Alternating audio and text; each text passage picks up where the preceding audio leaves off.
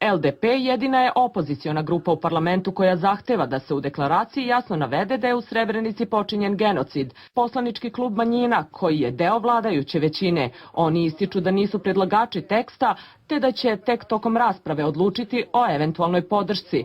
O jedan poslanik ukupno se izjašnjavalo 149, pa konstatujem da je Narodna skupština usvojila predlog deklaracije Narodne skupštine Republike Srbije o osudi zločina u Srebrenici.